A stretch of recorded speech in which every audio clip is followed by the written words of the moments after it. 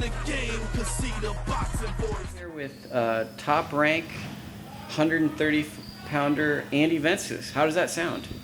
It sounds good, but not good enough. You know, there's still a lot of work to do. I'm just staying sharp and in the gym every day. And, yeah, just staying busy. Can you talk about sort of your mindset going from being a local fighter to now being with Top Rank and wanting to be like a champion, a world champion?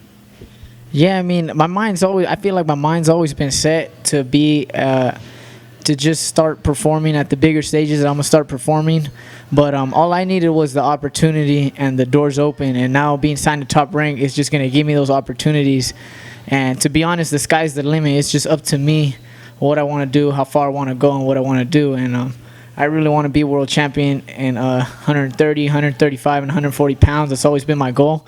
So, I mean, step by step. The next step is my next fight. Yeah, and talk to the people about like your work ethic. I know just today you drove pretty much 3 hours to get sparring and like your commitment to the sport. Yeah, well, I mean, I'm thankful that Tino was needed work. So, I mean, wherever we get work, we drive out. So, yeah, I drove 3 hours to get some sparring in.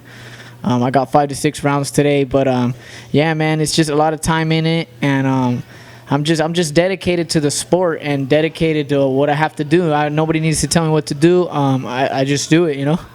And I know to get this deal, and I've heard a lot of people ask this, how did you meet your manager, Herb Stone, who was so influential in getting you the Top Rank deal? Oh, yeah, the story everybody wants to know. So I was talking to a lot of managers before I got to turn pro. I was talking to a lot of managers that said, oh, you have fights, and then come the week of the fight, and, oh, your fight got canceled, I'll get you a fight over here.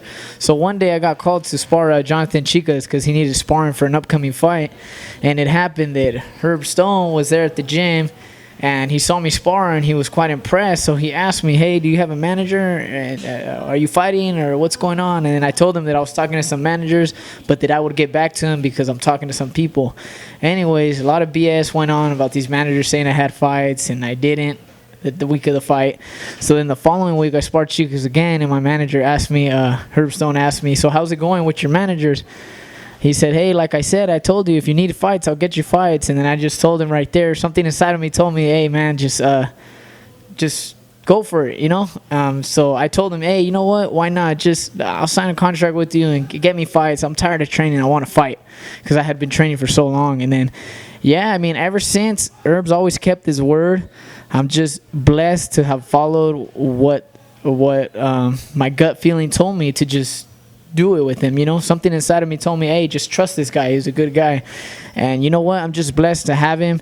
And we talk every day, we catch up every day, so the relationship we have is real close, and he knows what I want to be, and I feel together we're gonna get there.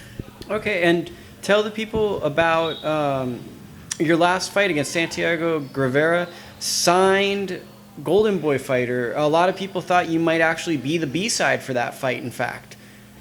Yeah, so my last fight with Santiago Rivera, I had so many people, I can't even, you know what, no names to mention or people to mention, but I had a lot of people telling me, hey, man, you got to train really hard. Like, if it's the last fight you're going to have, this guy's going to be really tough. But I didn't worry about that because I'm always training hard. Nobody needs to tell me to get ready or whatnot. So, yeah, just a lot of people were saying, hey, it's going to be a good fight, it's going to give a good fight. And to various people, I told them, like, it's not going to be a fight. And they're like, why do you say that? And I was like, because you guys don't understand the style I'm going to just, you know, release on him and the stuff I'm going to do to him. Anyways, I had so much critics, so much people saying it was going to be a really hard fight for me.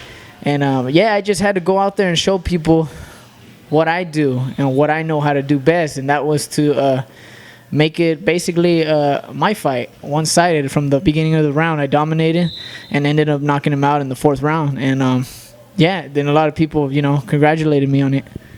Yeah, and tell people about your next fight. I know you don't have an opponent, but it's coming up pretty soon. People can get real excited for it. Yeah, so my next fight is September 26th in Lemoore, California at the Tachi Palace. That'll be on a Top Rank card, nationally televised on Unimas. So, yeah, I mean, I can't say I'm getting ready for it because I'm staying ready, but yeah, that'll be my next fight, and I'm really excited, and I'm really looking forward to really show Top Rank what kind of fighter I am, and just let them know that I'm gonna be a world champion, and that's what I want to be.